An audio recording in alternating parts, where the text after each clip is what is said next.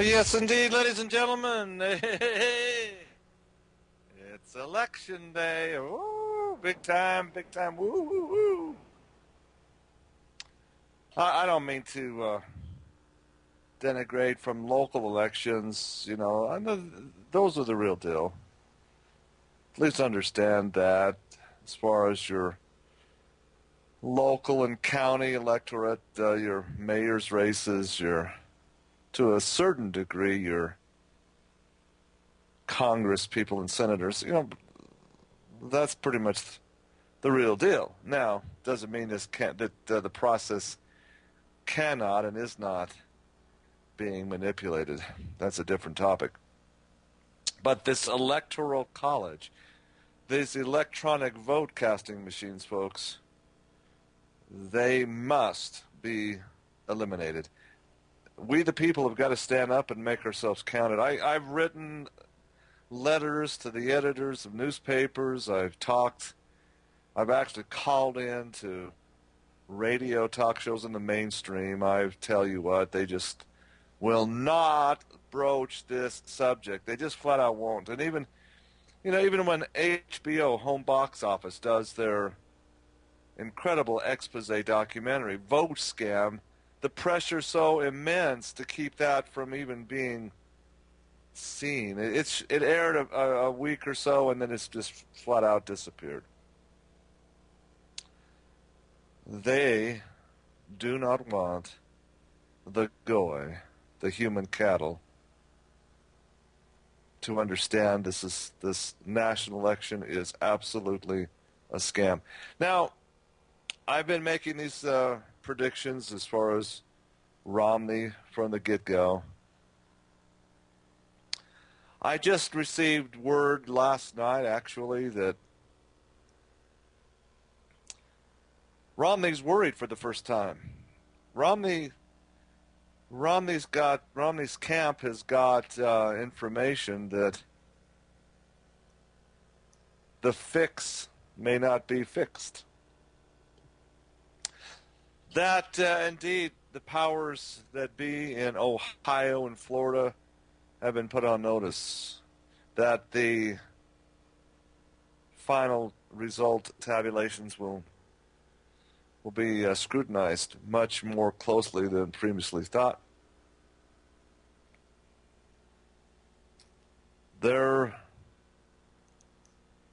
Folks, this is the bottom line. It's a gambit for them. The honest election officials in Ohio and in Florida are now saying you will not do it this time. Now, the question becomes,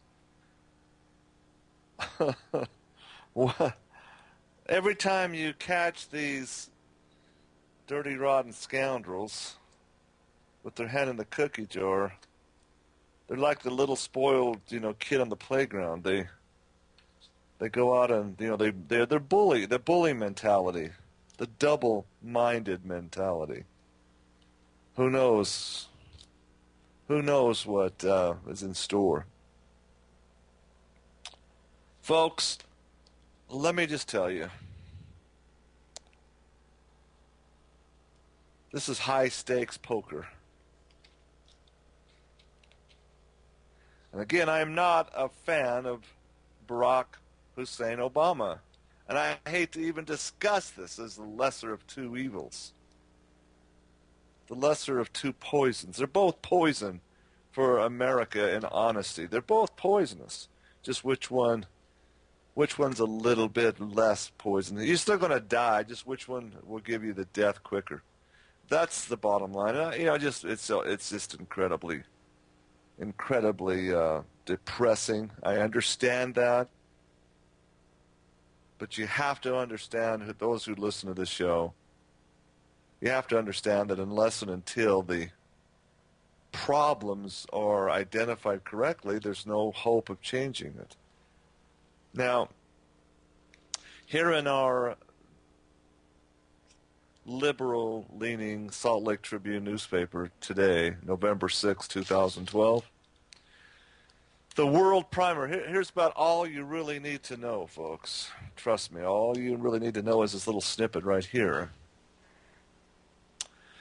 Why would you even care to put this in the world news? Why would the Associated Press or Reuters or whoever, I mean, why would you want to even stick this as a newsworthy headline? But it is. And it simply is this. U.S. voters in Israel voting for Romney. U.S. voters in Israel voting for Romney. Who gives a rip about these dual Israeli-American citizens, these Zionists? Who gives a rip? If they're not willing to stay here and make America better, who cares? The point is there's dual citizens of America in Mexico. There's dual citizens of America in many, many other countries. Who gives a rip about the ones that are in Israel? The reason is this is a clue, folks. Dateline Jerusalem. Quote, American expatriates in Israel are lining up strongly, not just a little bit, strongly behind Republican candidate Willard Mittens Romney. In contrast to their fellow Jews back in the U.S., according to a survey. There we go. There's more of this survey garbage. While American Jews have long backed Democratic presidential candidates, American immigrants to the Jewish state are staunchly Republican in this election. One recent survey estimated that more than 4/5, my goodness, more than 4/5 of expatriate voters here cast absentee ballots for Mitt Romney. Quote, I hope and pray that Romney will win and that he will do what he says he will do, said Paula Markovitz, a Jerusalem resident originally from Teaneck, New Jersey. Teaneck, New Jersey. Quote, Obama is no good for Israel. No good for the Jews, thus no good for America. Wow. And the final paragraph, and I quote, in Israel, Obama is widely viewed with suspicion. Obama's early gestures toward the Muslim world raise concerns in Israel, along with his recent decision to bypass Israel after delivering a landmark speech in neighboring Egypt in 2009. Rahm Emanuel and the boys, of course, bailed like rats from a sinking ship in 2010. Yeah, well, why do you think he won in the first place? Why do you think it was that the Jewish media proclaimed him to be, quote, the first Jewish president, and why he donned a yarmulke and spoke like he was one of them? Because you see, folks, there is a subset of the Jews in power, subset very powerful, that are the communist faction. Communism is Jewish. You got to understand that, as is Zionism. Zionism is a political party. It is not a religion. You got to understand that. It's a political movement for a world order, a very dominating satanic world order, where there is no room for the mention of Christianity and Christ. Now, on the same page, World Primer, in Albany, New York, and those of you that don't understand where Albany is, well, it's a little bit north and west of New York City. It's the capital of New York as a state, okay? Mario Cuomo's son Andrew Cuomo, Governor Andrew Cuomo on Monday, that's yesterday, issued a sharp rebuke to a Rockland County rabbi. Okay, get this, folks. To a Rockland County rabbi who linked Superstorm Sandy to the state's legalization of same-sex marriage. You got to get out. This is what's so darned funny. I swear. In a radio interview last week, Rabbi Nolson Leiter warned of, quote, divine justice, while signaling that the damage caused by Sandy may have been meant as punishment for allowing same-sex couples to wed.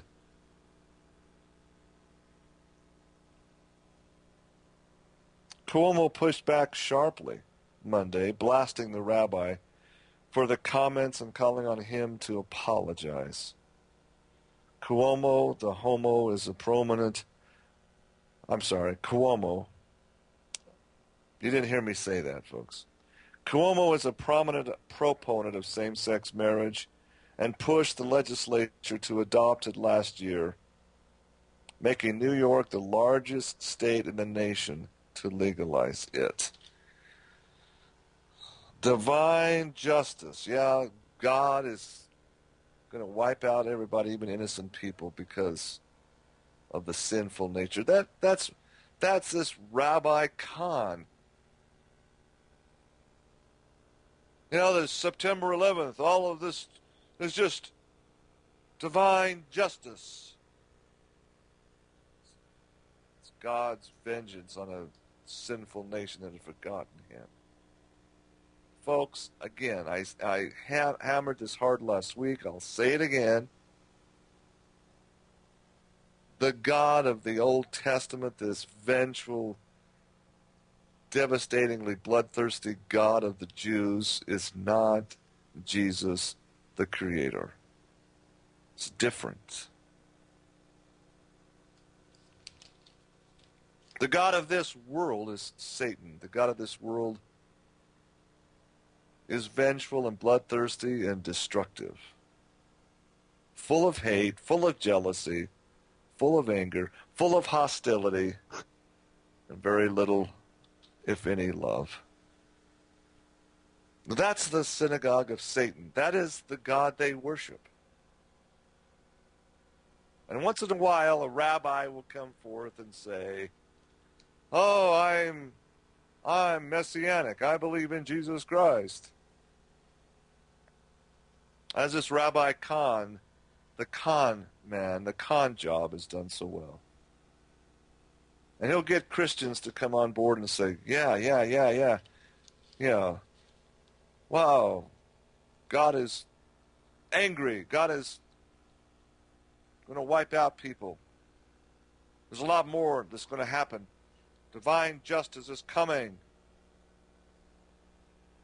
They don't know Jesus Christ. They don't have him in their heart, so they would never say such a thing. I'm not being judgmental here, folks. I'm just speaking facts, being very frank and honest and open. I had a brief conversation with Rabbi Khan. I had just one question for him. Do you honor and respect the Babylonian Talmud? Oh, yes, I do. So what? Well, so what? You can't be Christian. You can't truly believe in Christ and uphold the Babylonian Talmud. It doesn't fit. Power of Prophecy newsletter today came in the mail. Funny, it's on election day. Boy, we need more plain-speaking trumpeters of truth is Tex Morris, who's listed officially in the Anti-Defamation League and the Southern Poverty Law Center, and of course on Wikipedia as the ultimate, one of the most notorious anti-Semites. Hate speech, hate mongering. What else, is the synagogue of Satan going to say? How else can they defuse his message, his dynamite messages? Well, you just, again, attack the messenger. It's their modus operandi. Tex Mars, like to think have a little bit of something to do with his monthly newsletter for November. You can get this on thepowerofprophecy.com. It's entitled Mormonism Exposed as a Crime Factory. Woo, what a headline. Oh my goodness, I can just hear the Reverend Billy Graham screaming bloody murder. You can't do this. You can't attack another Christian sect.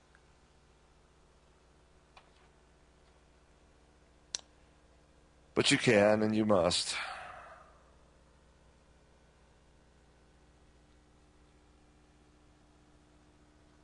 I'm going to share this newsletter today, and again,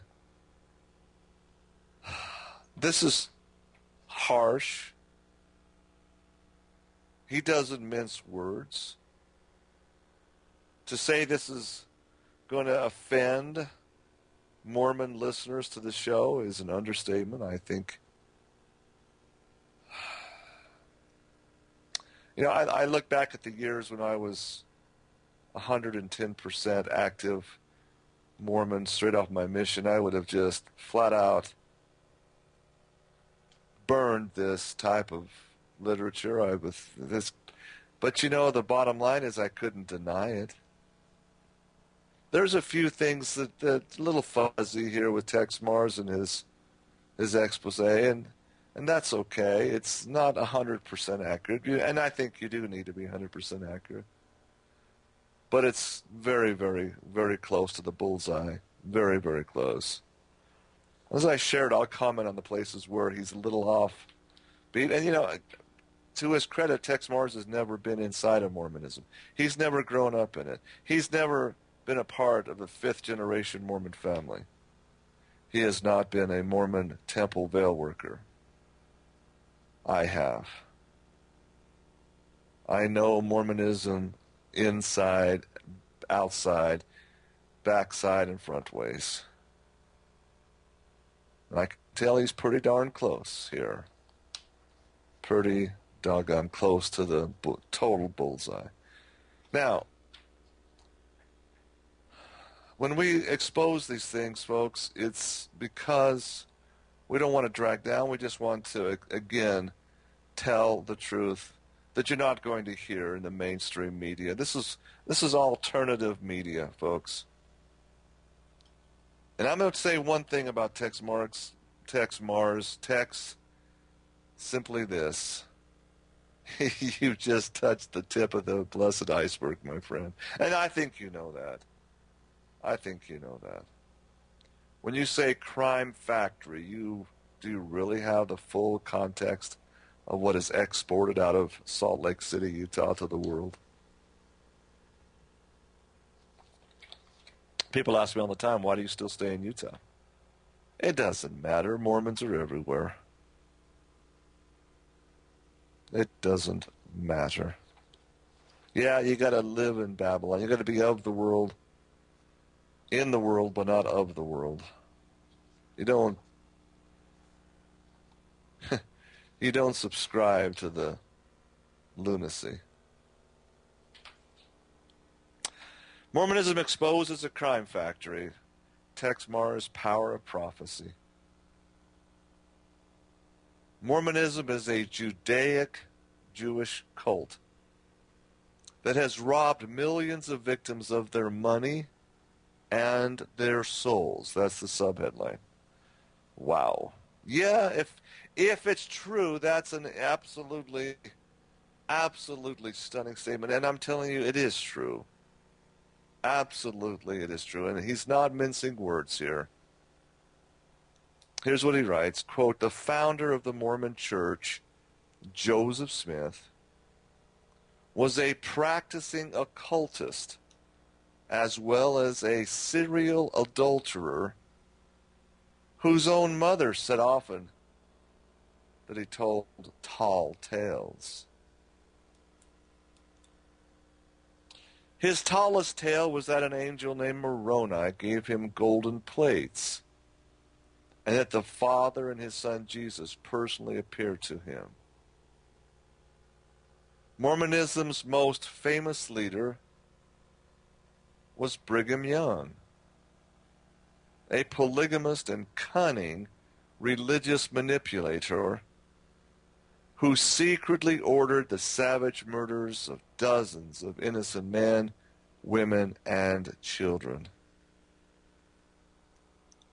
Now today, the Mormon Church, which prefers to be called the Church of Jesus Christ of Latter-day Saints, is proud to present as its candidate for the high office of President of the United States one Mittens Romney, a smiling, flip-flopping con man whose sole claim to fame is having been a sock puppet and figurehead leader of an Israeli Zionist proprietary organization known as Bain and Company. Like I said, he's not mincing any words here. I tell you what. Woohoo! Sock puppet. Yeah, it's about what it is, folks. Mormonism is the sock puppet of the Israeli Zionist mafia, folks. And this is a mafia organized crime organization, if there ever was one. That's what I say, crime factory, that's an understatement. Folks, let me just stop right here. Let me just get you thinking. Let me get you thinking. Where does the Central Intelligence Agency and the Mossad get their money to operate? You might think, well, it comes from the Federal Reserve, largesse, and to a large degree that it does. But there's certain things called black ops that are beyond the pale, so to speak, beyond the authority of our Congress oversight and Senate intelligence agents. There's black ops, folks. We're talking about contract murders. We're talking about covert mind control. We're talking about satanic ritual abuse to create Manchurian candidates. These are the type of things I'm talking about. We're talking about black ops. Where do you think the money in the tens of billions of dollars a year comes from? Where do you think it originates? Well, the documentation is all around you, folks. During the Vietnamese War years, the CIA, the Black Ops budgeteers brought illegal drugs, heroin, cocaine, primarily, into America in the coffins of our dead Vietnamese soldiers. American soldiers serving in Vietnam. They're not Vietnamese. Vietnam theater casualties.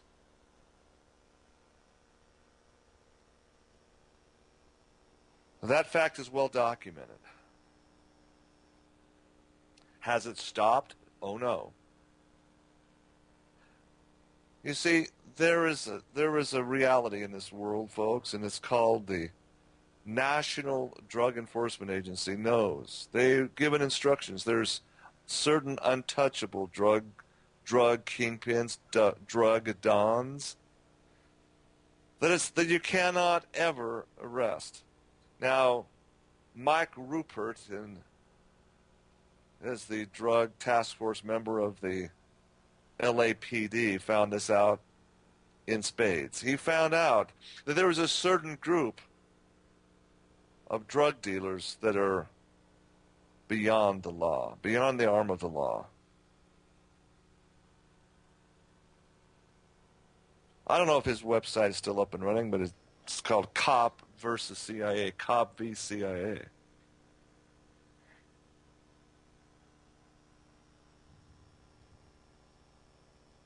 It's kind of evolved into a blog from the wilderness. Rupert has done some great work over the course of his time. But folks, here is the bottom line. How do you distribute these drugs across the country into the major metropolitan areas? How is this done? What cover is it done by? I'm just asking you to think logically now. Is there, what central port would be the best place to distribute large amounts of cocaine and heroin across the borders and have it be done where you know it's not going to be questioned? Folks, the crossroads of the east is Mena, Arkansas. The crossroads of the west for distribution to points in California, points north, points south, points east, points west is Salt Lake City, Utah.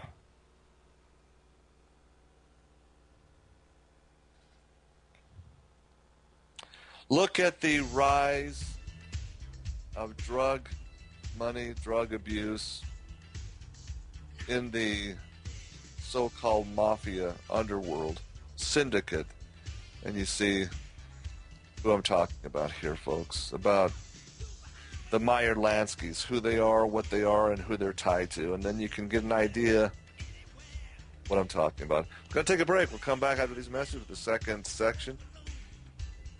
Thanks for listening. Stay tuned. Oh, yes, ladies and gentlemen. Welcome back to the story behind the story. More proof that, boy, I'm being monitored in a big way. My Hotmail accounts, my emails accounts have all been blocked today. I went on to, again, check my emails during the break. I've had problems getting on the last 2 days, and finally it just came up and said Microsoft security account, and I can't access my emails. So I did emails today early before the show. I don't know how long this will take to get my email account set back up, but holy mackerel. There we go, folks. I'm telling you, it's what it is. It's just what it is. I really hope and pray that this nation, one nation under God, and that's under Christ, ladies and gentlemen, we wake up. I watched the World Series games, all 4 games, and it's just how things become customary since September 11th. It became kind of a neat thing during the 7th inning stretch to have some celebrity get up and sing "God Bless America." And now it's become a tradition. Major League Baseball, you hear it, God bless America. But what about America blessing God? It's a two-way street. Listen to the words of the song, God bless America, land that I love. Stand beside her and guide her through the night. That's the darkness with the light of truth, really, the light of truth from above. And that's the basic message of that song. Do we really believe it? Do we really understand it? Do we really even seek for the light of truth, the light of God? Christ is the way, the truth, and the life. You're going to stand for truth in all things, even if it's upsetting, even if it's not popular.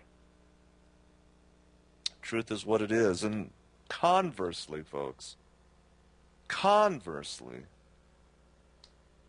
Satan, the adversary, the fallen one, is real, just as Christ is real. He is the domain of lies and hypocrisy, of all unclean things. We've discussed this on the show many times. The factory of crime not only involves illegal, illicit drugs, money laundering, etc., but the pernicious pornography industry. Where do you think pornographic movies are made? Where do you think pornographic material originates from? You do your homework as I've done. The vast majority of the pornography trade is from them, the synagogue of Satan. It's what it is, folks. It's what it is. Hollywood is controlled by these miscreants. And make no mistake, they want to destroy this one nation under God. They want to have it under their God. Their destructive, deceitful, hate-mongering God, Satan. Now, keep that in mind as I go through Tex Marr's newsletter with you. I don't want to offend my Mormon friends that listen to the show, that may listen to the show. I got a number of complaints saying, we just don't listen to your show anymore. You're too offensive. The Mormons, I'm still Mormon and you're just too offensive. Got to tone it down. Well, there is no other way to say things than just to say them. My mother said the same thing before she passed on. When I left the church, I know it broke her heart. Well, it's a good way of life. I said, Mom, it's a lie. I cannot live a lie. I cannot support financially and with my time and effort and my family's direction. I can't support a day. There's lies and damn lies. Damn lies are those that damn your soul. And I'm talking about dam as in a river dam. Same meaning. If you're damned, you're not progressing, you're not living, you're not flowing. You're stuck. You're in a rut. And hell is just a situation of fire and brimstone, knowing what you could have had.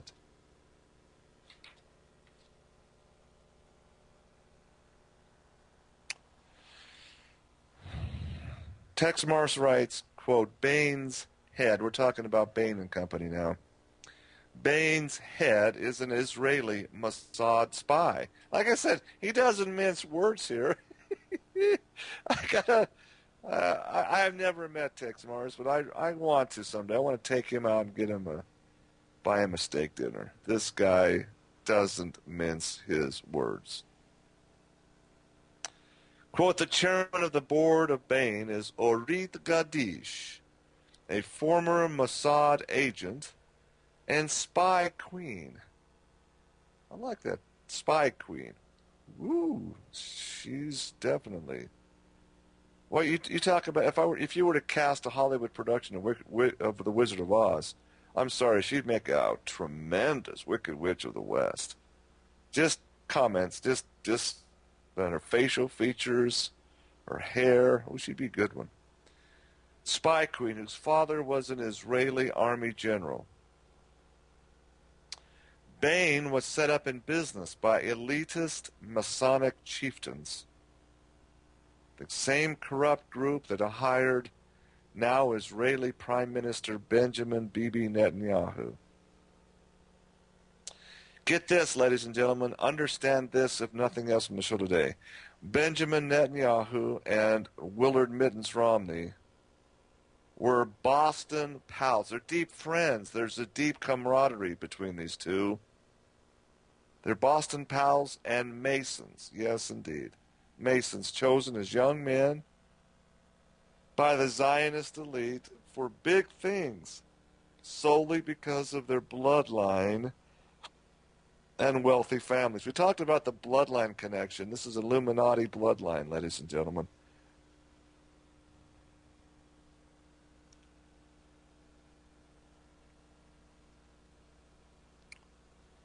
Former Bain CEO Mittens Romney fits perfectly in the mold of Satanist Mormons, Joseph Smith and Brigham Young, who went before him. All three are proven liars and criminals. Well, I just want to interject here. The tragedy is they're duping so many good-hearted people. That's the tragedy to me. Willard Mittens Romney's window dressing, the whited sepulcher, if you will, the public persona is so wonderful. He's a good man. Look at his man. Boy, talk about a Stepford wife.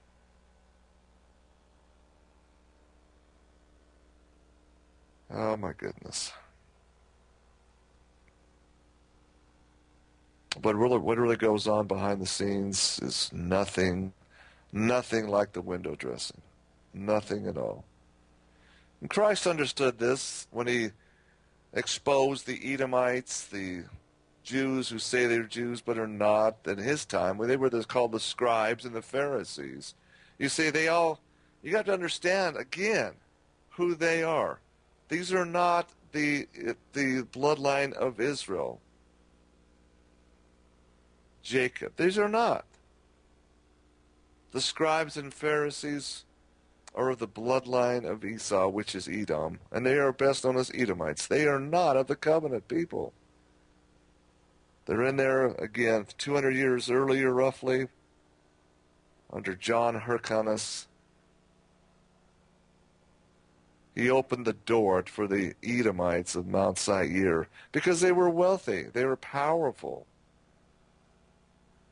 They controlled Mammon, which was their god. King Herod the Great. King Herod was Edomite. Direct lineage from Mount Seir, the massive treasury fortress of Petra, the Red Rock. Petra. Once you understand that, good Christian people, it all starts to make sense. Christ himself pulled no punches. He spared no feelings. In his wonderful way of putting a parable down, he said the scribes and Pharisees, these Edomites, are like the whited sepulchres. Outside, they're beautiful to behold, indeed, like the Mormon temples, both inside and outside. As you open them up, you look at them, they are gorgeous. They're whited sepulchres. They're beautiful. The grounds around it, the plants, the trees, the grasses, the flowers, they're beautiful. They're peaceful. They're nice to look at. And Christ said that of the scribes and Pharisees. You're like the sepulchres. Outside, you're beautiful to behold. You look good from the outside. You look wonderful from the outside, but boy, you go in and it takes some effort to get inside the whited sepulcher. You have to have some physical labor to move a stone to get into that whited, beautiful, well-kept sepulcher. And you need to, once you get inside, you realize, look, there's bugs, there's cockroaches, there's scorpions, there's dead men's bones, and it stinks. It's full of noxious gas in here. It's not healthy. That's the parable of Christ. The whited sepulcher anomaly. It's exactly what Mormonism is, folks. Oh, they're so pro-family. They're moral people. Of course they are. It's window dressing. Brigham Young and Joseph Smith, they conned good men into their inner circle. They conned them. These men were good, honest men. But they were duped. They were hypnotized. They were conned. And it's still the same today. There's a lot of really great and good men and women that are better analyze where their soul is heading, because this is an absolute whited sepulchral church. There's a lot of great window dressing, a lot of great trappings. Families are forever. Oh, yes, David O. McKay, prophet, seer, and revelator of Mormonism in the 60s. No other success can compensate for failure in the home. Wow, of course that's a profound and true statement. But you see, that success is predicated on a lie, which is Mormonism's story. Everything about it, folks, is a smelly, corrupt lie. They put out a lot of truths. They put out important things, of course, being honest in your dealings. Well, that's wonderful, of course. And most Mormons are good, honest people. But their very organization is tied to this corrupt synagogue of Satan, tied and joined at the hips. And this is what Mormonism is being exposed to. It's a crime factory. It doesn't mean the people are criminals. It just means they are duped. That's the tragedy here. I don't consider myself to be a criminal. My family, my sisters, are not criminals. Good people. I know them.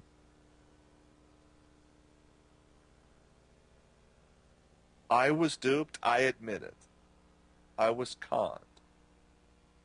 My parents, my grandparents, my great-grandparents, both maternal and paternal, were flat out conned. And once you understand the con, once you understand the lies, when you understand the demonology involved here, oh, how can you possibly stay inside of the corruption? And what's tragic is I've explained this to some of my good Mormon people. When I lay it out for them with sincerity and honor, they pull their hands up and say, "Stop. I don't want to know. I don't want to hear this. I don't want to know. If what you say is true, I don't want to know it." Now that breaks my heart,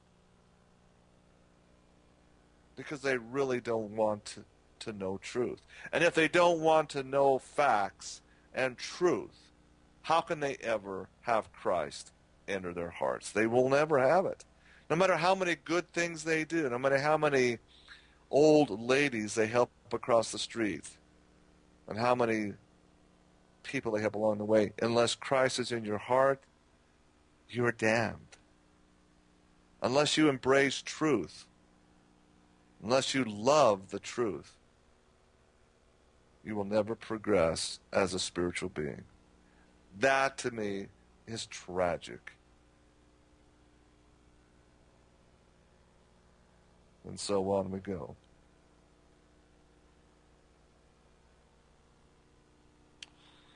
Former Bain CEO Mitt Romney fits perfectly in the mold of Satanist Mormons Joseph Smith and Brigham Young, who went before him. All three are proven liars and criminals. Quote, "The Mormon Church is itself built on a shaky foundation of lies, slanders, heresies, sex, deviant conduct, and murders." Murder's most foul, ladies and gentlemen, most foul, because it's done through deceit and deception. Its entire history is stained with blood and crime. Like I said, he's not pulling any punches here. He's not mincing any words. Let me tell you where he's missed the mark just a little bit, and I'll get on with this as we go. And it's a very small, minor things. Otherwise, it's a perfect bullseye hit. Rise of an antichrist religion. And that's the key word, antichrist religion. So, of course, is the history of Israel and the Jews, loaded to the brim with monstrous criminality. It is not surprising, then, that the Mormon sect is, in fact, nothing more than a Judaic cult. It is, moreover, a dangerous cult that can never be washed clean of its mire and its grime. Therefore, if Mittens Romney, whose own testimony is that of a dedicated and faithful priest, not only a faithful priest, text, a high priest, and servant of the Mormon Church. So therefore, if Mitt Romney, whose own testimony is that of a dedicated and faithful high priest and servant of the Mormon Church, if he is elected President of the United States and is duly sworn into office on January 20th, 2013, that singular event will mark the incredible rise of an occultic antichrist religion built on a mountain of outrageous and absurd lies. Mormonism, a pagan Judaic cult of Masonic origins, will have placed its representative in the White House in the person of President Mitt Romney. As such, he will be the controller and master over much of the earth. In this high position, he will be director of the world's greatest military force and overseer of a money printing combine, the Federal Reserve System, primed to facilitate the most massive financial crash and economic catastrophe in the annals of humanity.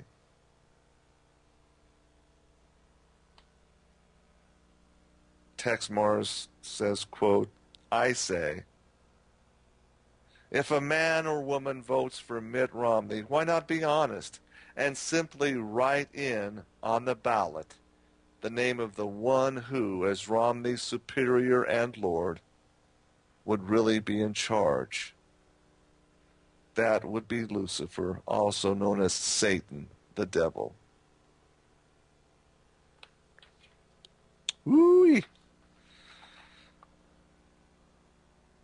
Pretty hard-hitting, like I told you. I warned you.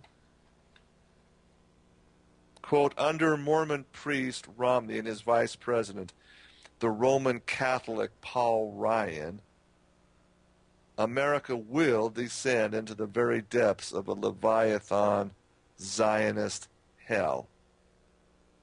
Quote, what's more, we will have fallen into a serpent's pit in which the serpents, the combined world crime factory of some 30 million Zionist Mormons and Zionist Jews, prescribe for our nation a demonic overdose of psychopathic-inducing steroids. The tragedy, of course, is that some 40 million other Americans, those of the Baptist, the Pentecostal, Assembly of God, and other denominations and groups who say they are, quote, evangelicals, erroneously believe that the Jews and Israel are, quote, God's chosen people. This in spite of the fact that Judaism and its rabbis teach some very, very strange stuff. We'll ask the question in America in Jeopardy as we come back at the top of the hour. Get your thinking caps on, see how well you know the truth. Come back, we'll do America in Jeopardy, and do a second hour, finish up Tex Mars's incredible expose, Mormonism exposed as a crime factory. Thanks for listening. We'll be right back after these messages. Please stay tuned. Yes, indeed. What can the answer be, ladies and gentlemen? Well, you gotta ask the right questions. If you're not asking the right questions, how in the world are you going to get the right answers? Oh, yeah, okay, top of the hour, second hour, it's time for America's favorite game show, America in Jeopardy.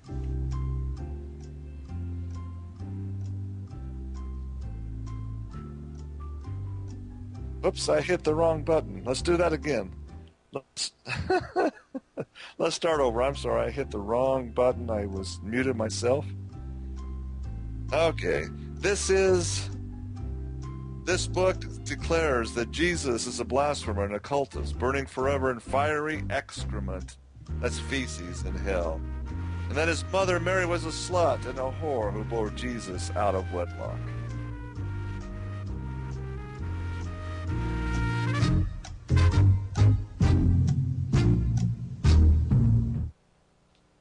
The book is the Babylonian Talmud, specifically Gittin 57a.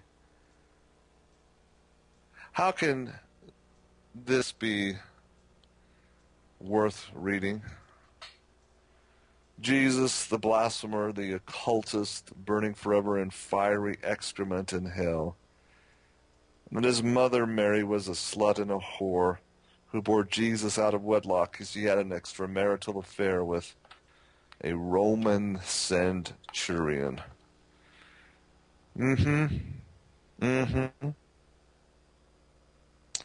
How can evangelicals, how can the Baptists, the Pentecostals, the Assembly of God, and other denominations, these so-called evangelicals, how in the world can Billy Graham say we need to support the candidate that puts Israel first? Seems to me like you got your heads all squirreled up, so-called Christians. You don't know. Either that or you're just plain out dumb, ignorant. Now, ignorance is excusable. It's not good to be in the dark, but it's excusable. And folks, at age 94 years of age, I don't think Billy Graham is a dodo. I think he's a very brilliant man. I'm just simply saying the man is sold out. And he's sold out very early. He's a wolf in sheep's clothing. And I know that's tough for the Southern Baptists, these people that believe so much in these men. I'm sorry to break it to you, but it's pretty obvious. It should be. Who is working for from day one? Who built his ministry into what it was? Who funded him into power? Who paid the bills for his crusades? And now the doves are coming home to roost. The pigeons are coming home to roost, and they're full of droppings to drop on this, to make it stink. You cannot be a Christian, folks, and be sympathetic to the synagogue of Satan. You just can't be outside of a swimming pool, dry as a bone, and wet in the water at the same time. You just can't do it. It's a definition of lunacy.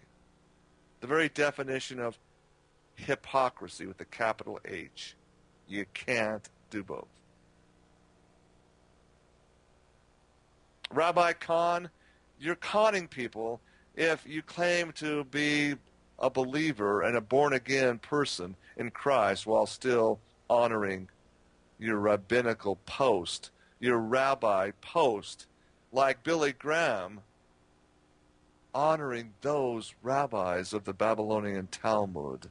You've got to either come completely out of Babylon and burn the Talmud or be exposed as a fraud that you are. I can't say it any more clear than that. I either am, it's like me going into a non-denominational Christian church, the one that I go to now, my non-denominational Christian church, and getting up there and teaching people every minute I can from the corrupt Book of Mormon, the false Book of Mormon. Holding classes with Christian people, showing them where Zarahemla may be. It just doesn't fit. Just does not fit. Mormons are just simply not Christian. They are Satanists. They don't know it, folks. That's the tragedy. The good Mormon people don't know it. But the bottom line is they go to the temples. They take upon themselves a satanic covenant They take upon themselves a covenant of the nail, which is the occult name for Satan himself. The nail is Satan. You take upon yourself the sure sign of Satan, the sure sign of the nail. You take upon yourself the holy Melchizedek priesthood of Satan. And you do it in pure ignorance. It doesn't make it any different.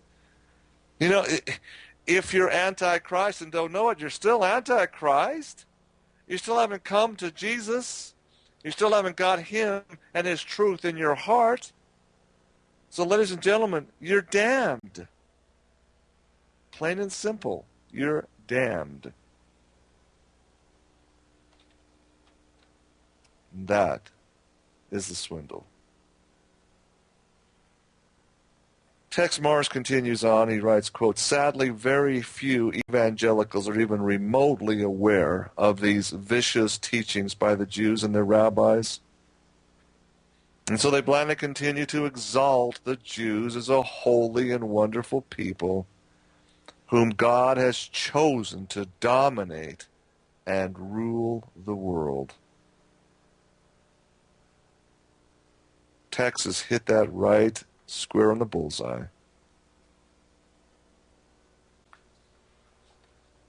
They don't know Christ. They're just fans of Christ. They are not disciples. They're not true followers. They don't have him in their heart. They just don't. They're fooling themselves. Tex Mars writes, now comes the Mormons. Thanks to a clever, ongoing propaganda campaign by Romney and his Salt Lake City, Utah theocratic cronies. Let me just emphasize and interject right here, folks. I did a documentary on this one, too. The PR firm, the massive public relations firm that has outlined and guided the church on this propaganda campaign, is a Jewish firm from Salt Lake City. Isn't that funny? A Jewish PR firm advising the Mormon Church to emphasize Jesus Christ in its corporate logo. They changed all the signage and the labels on the temples and the chapels of Mormonism worldwide to put Jesus Christ in big bold letters. We emphasize Jesus Christ. See, that means we're really something. And it's a Jewish PR firm that has done that. A Jewish firm that believes that Christ is a blasphemer and a cultist burning in human feces in hell forever. You see the hypocrisy, folks, the double-minded attitude to dupe and to delude Americans as well as the membership of Mormonism. People ask me all the time, what do you want to see? I want Mormonism exposed. I want to see the good men and women of Mormonism leave in droves, leave by the millions, and come to a safe haven of Christianity. That's what I want to see happen. It's plain and simple.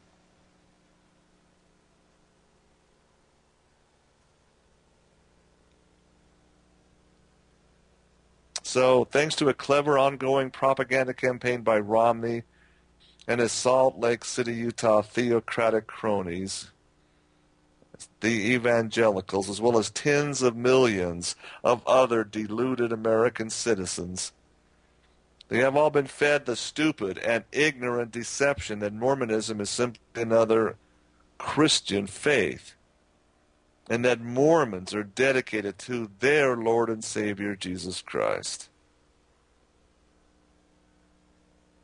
Right on point. Mormons claim Jesus born from God and Mary having sex. People say, what? I'm here to tell you that's exactly right. As a young Mormon missionary serving in the mission office in Rochester, upstate New York, we had a member of the first quorum of the apostles, when the 12 apostles come and visit with us. I was in a study class, and we were going over the Gospels. Yeah, we were actually reading the New Testament, but with a decidedly Mormon twist. Marion D. Hanks was the apostle's name, as he said to us as young missionaries. I want to talk to you about this nativity and tell you some of the inner secrets that you may not know. He flat out said, how was Jesus conceived? Well, Elohim, the Father, came to the Virgin Mary and had sexual intercourse with her. And he taught us that. So it's to Christians, that's unbelievable, as Tex Mars writes. Folks, the Mormon Church is a Luciferian New Age church. More, it is a Judaic cult which actually teaches in its doctrinal books and texts the notion that God the Father is an exalted man of flesh, bones and blood, who came to earth and had physical sex with Mary. Parentheses, according to the Mormons, there was no virgin birth. From this sexual coupling, Jesus was born in the flesh. Now, let me just stop right there. Wow, I was taught this by this apostle, this Mormon apostle, I was 20 years old at the time. But my mind was always questioning things, even back then. Elder Hank said, well, do you have any questions about anything we talked about? Then now's your time to ask him. Well, yeah, I have a question. Concerning this sexual intercourse with God and Mary, I said, I got a question about, is God the author of the covenants that we made in the Mormon temple? He says, yeah. He says, we covenant and swear before God, angels, and these witnesses at this altar, Elder Hanks, to take upon ourselves the law of chastity, which is from the foundations of the earth. The law of chastity is simply stated that you will not have sexual intercourse with anybody other than your legally and lawfully wedded spouse. This is if that is such a vitally important first covenant of the Aaronic priesthood, the lesser priesthood, and it's from the foundations of the earth, why is it that it doesn't mean anything to God the Father to come down and have sex with a woman? He's breaking his own law, isn't he?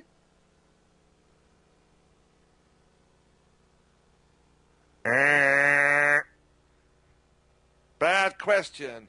You're thinking too deeply about it. I said, well, I don't think so. You know, if the lawgiver is not recognizing his own laws, you have chaos. You have problems. Oh, I gave the law, but it's not for you. You see, you don't look at me. Do what I say, not what I do. You have chaos. You have no respect for the leader who does that, I submit. You see, what's good for the goose is also good for the gander. You've got to obey your own rules and laws, or you have chaos. Because nobody thinks, well, if he doesn't do it, I don't have to do it either. It doesn't mean anything. That was my question to Elder Hanks, and he had no answer to that. Well, you're just thinking too deeply. That's one of the mysteries. Oh, bull. Oh, please. That's a lame answer if I've ever heard a lame answer. Don't seek after the mysteries. Just take us what we tell you. It's true. Don't question.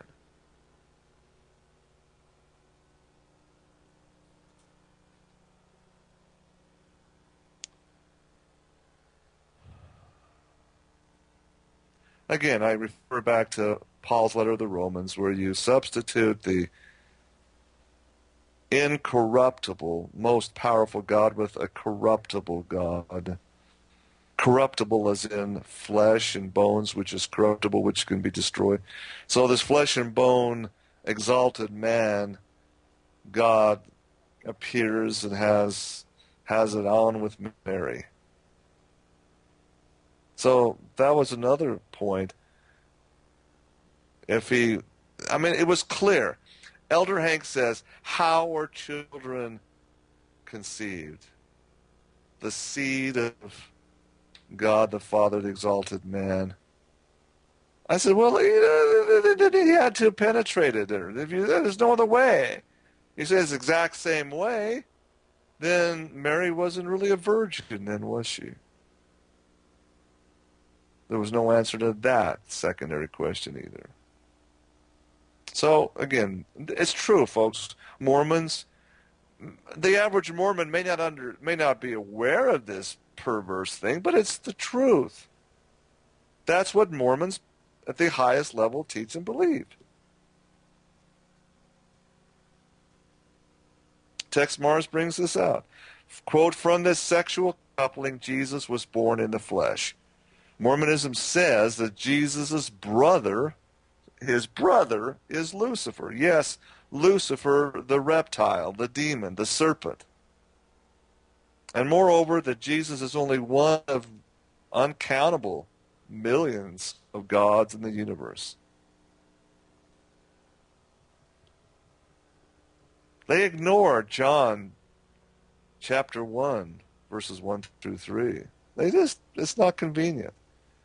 All things are created by him, the Word, and the Word became flesh. Tex Morris asked the question, does that sound like a Christian faith to you? Brigham Young, indeed, he taught this as the ultimate doctrine, folks. It's called the Adam God theory. And Mormons of today they just wins when you bring up Adam God theory. Because it was espoused and taught at conference by Brigham Young. Quote, Brigham Young, the Utah-based university is named after this swindler and con man, even claimed that Adam, of Adam and Eve fame, is the real God whom we must worship. Many Mormons today hold to this view that, quote, Adam, not Jesus, is coming again. See, that's one of the things taught in the Mormon temple. The man Adam, you see, was actually creator god Michael. This is part of the endowment of Mormonism, the secret, ultra-secret, uber-secret ceremony that non-Mormons or even unrighteous Mormons can only go and see. You see, when Adam is introduced in the endowment, brothers and sisters, this man Adam is really Michael, the creator, one of the co-creators, the gods that created planet Earth. So it's still taught in the Mormon temples today that Adam, the first man, is really Michael, the archangel, the co-creator God. I kid you not, folks. And that is, again, what Brigham Young taught. Tex Morris writes, quote, there's more heresy too, boatloads of it. Like the Mormon teaching that Jesus did not die on the cross for our sins. Now, let me just say as a Mormon, this is where I think you miss the point a little bit. And I understand the syntax of what you're saying here, the wording. Mormons believe that Jesus did indeed die on the cross, but they differ that that's where the atonement occurred. There's a difference there, please. Mormons believe that Christ died on the cross, yes, but they believe and are taught that the atonement, the atoning sacrifice, did not occur on the cross, but it occurred before the crucifixion in the Garden of Gethsemane. that he was so tormented that his sweat was drops of blood. And that's the Mormon dogma, that that's where he took upon the sins and atoned for the world in the Garden of Gethsemane, not on the cross. Now that's important because, you see, the cross is the symbol in the heavenly star charts. The heavenly text, the symbol of Christ is the cross. And if they say it didn't really happen on the cross, if it just happened in the garden, there's no sense in having the cross as the symbol and icon of his sacrifice. This is why Mormons do not have crosses anywhere on their temples or their buildings. Rather, they have the nail, the spire nail, not the cross. Then there is the Mormon belief that Jesus had 3 wives he slept with while here on earth: Mary Magdalene, the 2 sisters of Lazarus. Jesus, the Mormons hold, has sex these days with countless other celestial wives added to his marital collection. Now, yes, that is true. They do speculate on this because it fits their worldview. Mormons believe, again, that polygamy is the only way to become God. It's in the doctrine of Section 132. Now, just because they don't practice it openly, on earth today, doesn't mean that they don't believe that'll be the norm in the kingdom. When the kingdom of Mormonism is established powerfully on the earth, where it's the theological, the absolute truth is polygamy will be the iconic institution. They believe that, folks. They're working towards that. Make no mistake of that one. And so by their own worldview, Jesus being the Savior, has got to follow the same things he taught to Brigham Young and Joseph Smith. So he's got to be well endowed with countless wives in a misogynist arrangement in the heavens, the celestial kingdom. That's the reality, folks. I know it's shocking to even contemplate that, but that's exactly what they believe.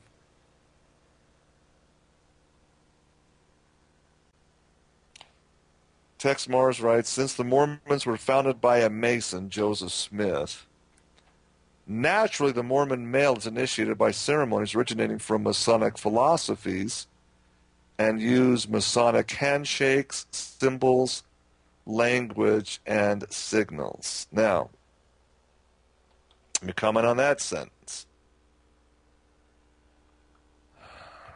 In the Batavia, New York Masonic Lodge, there came a whistleblower. Out of it came a whistleblower. His name was Captain William Morgan. Captain Morgan. Not the rum, guy, Captain Morgan. No, this is Captain William Morgan. He came out with the most damaging expose of the satanic rituals going on in the Batavia, New York Lodge. Captain Morgan was one of the real heroes of the American Revolution, ladies and gentlemen. He fought, was wounded, bled, and suffered for the birth of this nation under God. Now, originally the Masons were just simply a building guild, again, a trade union. The Masonic halls were trade unions, where the building trade, the compass, the square, the level, all of these building tools were used to be trained and to basically be kind of like a trade union. Now, many of our founding fathers were builders. Many of our founding fathers were Masons. However, after 1776, after Adam Weishaupt and Nathan Rothschild received the priesthood revelation the Illuminati was born, and the infiltration of these Masonic lodges occurred at that point. The infiltration by the Jewish B'nai B'rith, the Synagogue of Satan, began in earnest. Captain William Morgan of Batavia, New York, understood this finally at long last, and he began to expose it. Began to expose the secret oaths and covenants of death, the skull's head that were being infiltrated into his builders union. And he screamed bloody murder over it. And as a result, the leading Masons in Batavia, New York, issued a death sentence. And they kidnapped William Morgan and killed him, hung him, and threw his body off a bridge. This gave rise to an anti-Masonic sentiment in America that was unparalleled before or since. The good Christians that understood the story of Captain Morgan were incensed, and there became an anti-Masonic political party because of it. Fact, ladies and gentlemen, Joseph Smith Sr. was a devout member of that Batavia, New York Masonic Lodge. And in fact, would not surprise me at all if he was not part of the hit team assigned to take out and kill Captain William Morgan. The evidence, there was a lot of, Joseph Smith Sr. was missing from home during the same time frame for a period of about 10 days. I say it's very likely. There's no proof. I can't prove it.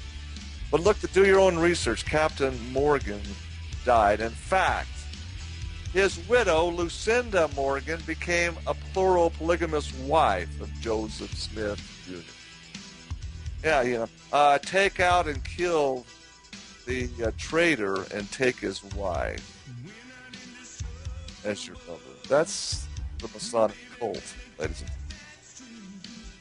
Fact, do your own research. Lucinda Morgan, yeah, plural wife of Joseph Smith, widow of the Captain William Morgan. Take a break. Come back with the final segment of after these messages. Please stay tuned.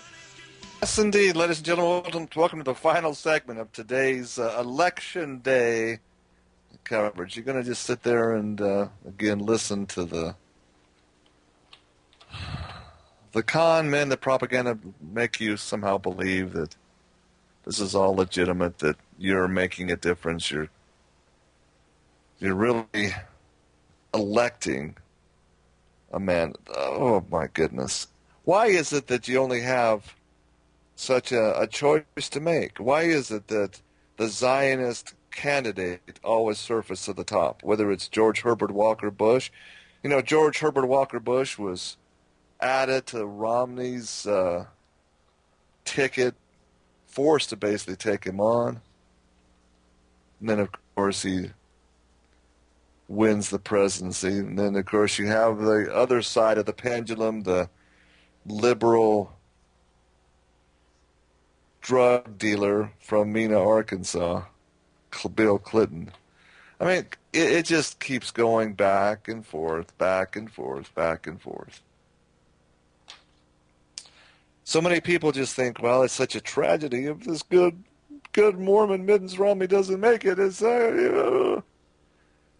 It doesn't matter which party wins ultimately either. It's all controlled.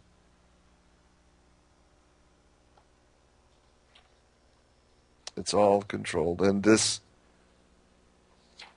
election, the globalist, Zionist, Synagogue of Satan, want Willard Mittens Romney as the president. They want him in there desperately. The question is, will they be successful? Will they be successful in their fix? I may be totally mistaken. The people across the country, they may be duped so much that they'll vote him in without a fix needed, but I doubt it. When I'm saying the fix, it's what I'm talking about with the HBO documentary Vote Scam. They don't have to steal it in every state. They just need to have the computer model, which is it's artificial intelligence. They need to know, again, based on the polls. See, people are going in and punching their ballots. There is an election. Okay, there is a process, but it doesn't matter ultimately if a computer can map out how to steal it and hack in, and a smart person hacks into the key swing states. That's how it's done. Ultimately, the result is they get the man, the demon that they want in there.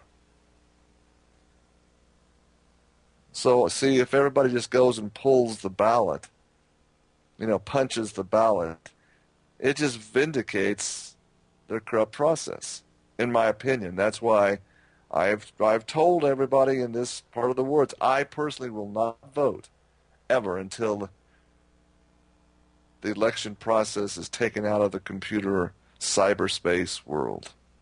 Now, it'll probably never happen. But I, for one, will not be a party to their chicanery and their manipulation. I just won't do it. I refuse. Now, we got a lot to cover here in the next 10, 15 minutes. Let me just press on. Now, this is where it really gets hard-hitting and offensive, but it's the truth, folks. Mitt Romney, Tex Mars writes, like all high-level Mormon high priests, is required to wear his white union underwear with the Masonic square and compass embroidered on the breast and other devilish Masonic symbols on the knees. Okay, let me just tell you, this is what it is. It's a compass and square over the breasts. It's embroidered in. There is a level on the navel, and then there is a similar level mark on the knee. Just one knee, not knees, plural. And it's not just for the high priest men. Got to be clear, women have the same thing. They have the same holy special garment. Ask Mitt about that at his next campaign stop. Yeah, right. You'll be ostracized quick for daring to look at somebody's underwear symbols. Tex Mars writes, quote, Mormonism's criminal founder Joseph Smith was well known as a con artist who ripped people off by claiming he could magically discover the location of gold mines and hidden treasure by using an occultic divining peepstone. He was arrested for this and put in jail for a short spell. Truly, he was. That's right on point. And Mormons, if you're upset about this, well, go and turn to your own Doctrine and Covenants, section 111, and read about a treasure hunt that Joseph and Hiram and Sidney Rigdon pulled off in 1838. They went back from Kirtland, Ohio, all the way back during the summer months to Salem, Massachusetts, because Joseph Smith was told there'd be massive buried treasure in that city. It's right there in your Doctrine and Covenants, folks. Your Doctrine and Covenants should be read, not just studied in Sunday school, because you'll see the manuals given out by the church to your teachers and your gospel doctrine. They'll never discuss the intricacies and details of section 111. They don't want people knowing that. First of all, Joseph went on a treasure hunt. Second of all, they didn't find no dang buried treasure. And he was and he had a revelation that he would. That makes him a false prophet, ladies and gentlemen. Don't you get it? And it only takes one false prophecy for a false prophet. And a false prophet in the days of Israel, true Israel, the death penalty was exacted. They were stoned to death for being false prophets. Only takes one, folks. Oh, later in Carthage jail, once again, and he was there because he had the narcissist command to destroy an independent printing press, which was basically high treason back in those days. There was no, you destroyed a printing press, you went and urinated on the Bill of Rights and the right of free speech and free press. It was a high treason charge and could be punishable by firing squad, folks. It was a capital offense in those days. You just don't go destroy somebody's printing press, their organ of free press. You don't do that. You're going to get hung if you do. So here he is. The Mormons say, oh, he sealed his testimony with his blood. No, he was facing a capital trial, a capital crime. And he would have been found guilty because he was guilty. He did order that printing press destroyed. William Law's printing press. Inside of his pocket, when they brought him back from Carthage to Nauvoo, it was this, and just clarifying here for you, Tex, if you happen to be listening, the Jupiter talisman was not found in his pocket. The Jupiter talisman was made of tin. It was around his neck. It was hanging over his heart, where all black magic wizards put the Jupiter talisman. A Jupiter magic charm was found in his possession in his pocket. Its alleged miraculous powers obviously failed the slain prophet of Mormonism. Folks, this is an important truth. A Jupiter talisman. If you don't understand this, good Mormon people that are really truly honest in heart and seeking for truth, I suggest you go to Deseret Book or wherever and order E. Michael Quinn, the church historian's book, Early Mormonism and the Magic Worldview. And there, at least go in the library and get a copy of this and look in the photos. You'll see a photocopy, an absolute copy of the actual Jupiter talisman. Now, what does that mean? The Jupiter talisman, Jupiter, the symbol of Pan, the high god of black magic, Satanism, ladies and gentlemen. Don't you get it? You have a satanic, Luciferian, iconic symbol on your neck. You're not Christian. You're a high, black, satanic coven high priest. How much more do you need to know? Tex Mars writes, quote, Joseph Smith was a handsome and charismatic fellow who had a grand total of 27 wives. Actually, no, he had 33, and that's a significant number.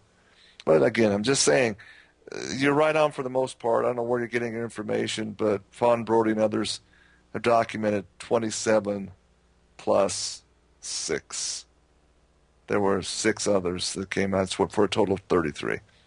33rd degree, there again. His successor, Brigham Young, continued the practice of polygamy.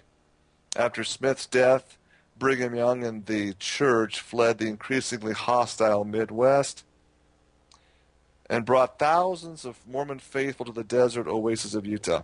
Now, why was it hostile? Tex, you're missing a crucial point here. I got to have a chat with you, my friend, and let you understand. Brigham Young and the whole 12 apostles were under federal indictment. There were federal marshals with arrest warrants for Brigham Young and the 12 for counterfeiting coins and currency. They were counterfeiting gold and silver coins of the federal treasury. See, this is back when they were real gold coins. They were counterfeit. And so you see Brigham Young in the dead of winter, knowing that he was guilty, knowing this was not just persecution, in the dead of winter over the frozen Mississippi River, and crossed over to the Indian territories outside the jurisdiction of federal arrest warrants, and there established what has become known as winter quarters. And these good men and women, these honest men and women, of which my ancestor, maternal ancestor, was a part, believed this was all satanic persecution against God's true prophet. Con men, indeed. They were doing massive counterfeiting of the coin.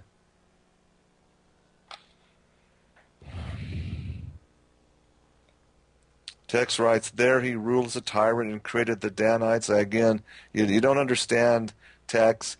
The Danites were the creation actually of Joseph Smith and Hiram during the Nauvoo and Far West years. The Danites were the destroying angels, those who did the secret murders of Joseph Smith and others in Nauvoo. All Brigham Young did was make sure it kept its goals intact and kept it working, kept it going. So you got to be accurate in what you're saying historically. The Danites, a vigilante group that tormented and murdered ex-Mormons, that's true, and other designated enemies of the church. In fact, there was a survey party from the United States military that came down to Utah, and there in Utah surveying the rivers of the Deseret state of Mormon Kingdom, Brigham Young. This group of surveyors were massacred by the Mormons. This is not known. It needs to be exposed.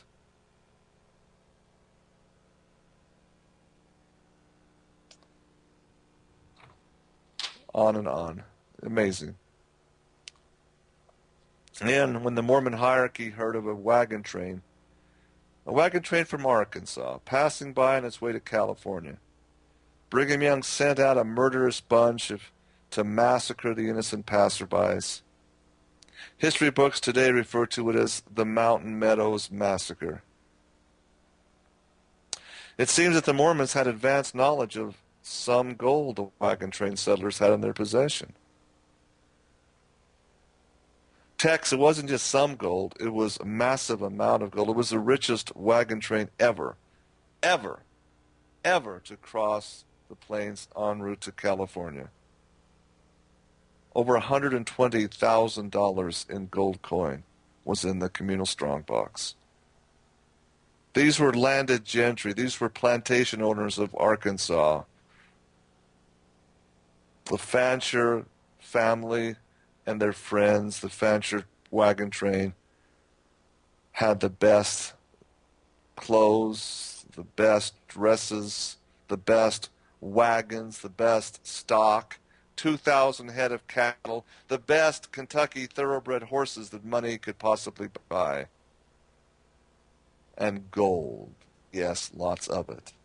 The richest emigrant wagon train ever. And see, that's the bottom line. Brigham Young profited from those murders. He profited. I don't care whether he ordered it or not, good Mormon people. The bottom line is, I'm telling you, I know he personally received the gold and the wagons and the profit. He became absolutely an accessory after the fact because he profited in a major way personally for it. Tex Mars writes, old Brigham Young, like his predecessor in crime, Joseph Smith, was a scheming crook, and so we determined to seize It, the gold of the wagon train, the men, women, and most of the children were savagely killed. Some were even scalped. Sounds a lot like what today's Israeli Zionists have done to the innocent Palestinians, doesn't it? Today, Mitt Romney believes Joseph Smith to be a true prophet of God and Brigham Young to be a saint. Thus, Romney follows in the tradition of these past Mormon devils in human clothing. Quote, and no marvel, for Satan himself is transformed into an angel of light. Therefore it is no great thing if his ministers also be transformed as the ministers of righteousness, whose end shall be according to their works. 2 Corinthians 11:14 and 15. Most Americans have been duped into believing that Mormons are a wholesome, clean-living, religious group. Not so. Mormonism infects all who profess it. Would you believe me if I told you that the violent crime rate, murders, rapes, armed robberies, etc. for Salt Lake City is among the highest in the nation? Most people have heard different, but these are the facts. Also add to that pornography is highest in all the world in Utah, ladies and gentlemen. Pornography subscriptions, pornographic websites, pornographic videos, tapes. Number one in the nation is Salt Lake City, Utah. It's also the gayest, homosexual, lesbian, transgender. It outranks San Francisco, ladies and gentlemen, as the gayest, pinkest rainbow city in America. Those are the facts, ladies and gentlemen. We'll finish this up again tomorrow. There's still quite a bit to talk about. I'm telling you, folks, by your fruits ye shall know them. Indeed, that is a true statement. And I also truly believe, as you reap, as you sow, so shall you reap. So if you reap thorns and thistles, ladies and gentlemen, you got to have a bad crop. And the tares are the Mormon elite. Make no mistake about it. We gotta go. Hey, we'll talk at you tomorrow. Be well, be safe. Thanks for listening.